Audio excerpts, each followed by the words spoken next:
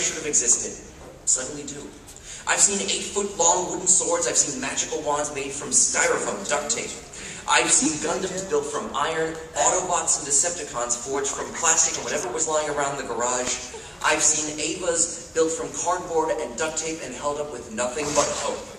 From pleather pirates to velvet valkyries, satin schoolgirls, silk samurais, and every possible variation and steampunk violation of Sailor Moon. For some, cosplay is a hobby, and rightfully so. And for some, it is a test of skill.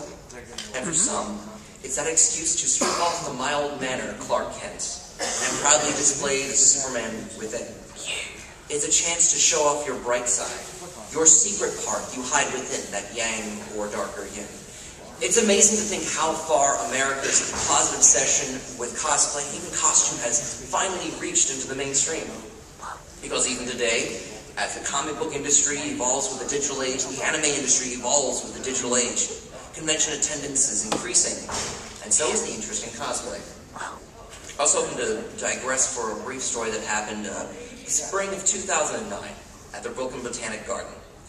19 cosplayers, people who were featured in magazines in America and Japan, featured on websites, featured on blogs, featured in videos, were handpicked and selected to strut the best that they had across the catwalk.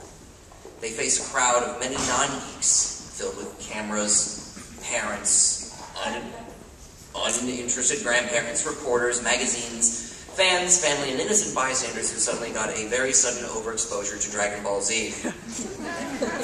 Earlier that day, those who excelled at playing dress up, as it's sometimes dismissed, were pampered by professional makeup artists, fitted and photographed by the high fashion industry, elite, within the fashion summit of our nation. Good old New York, New York. It seemed that cosplay, a hobby that was once considered at best silly, crossed the threshold into the public eye. It's called history, and for those 19 kids, it was theirs to make. We've been called nerds at the convention scene, I understand. We've been called geeks. We've even been called weird. And on a side note, Fox News has just reported, water is apparently wet. Oh my God. News network. And it's true. It's true. Nobody else dresses up like a beloved icon in order to propagate their ideals. No one else does that in the world. Not Catholic school children who reenact the manger scene every Christmas. Not millions of youngsters who invade every suburban neighborhood with an open pillowcase late last month with the sacred pledge of trick or treat. And certainly not those fat white bearded men in Macy's who dress up every winter in red and encourage the children of strangers to sit on their knee and whisper their heart's desires. And not those millions of high school and college graduates twice a year, every year, who take the tassel and decide, is it the left or the right? Maybe we should reverse this. To the right. All around the world, we play dress up. It's one of those universal traits that we share as humans, that spark, that flair to create something, to make it real. East and West, yin and yang. So to all the conservatives dressed in their suits and their ties, who think that they're right, and to all the liberals dressed in their tight jeans and safety pin pierced ears from the far left. To those who would scoff at the nerds, at the geeks, for having something called passion. The gamers, for those who've always hoped it's just a phase, Mom. It's really cute that you're jealous, but we're not listening to you. We are enjoying our lives. Get over yourselves.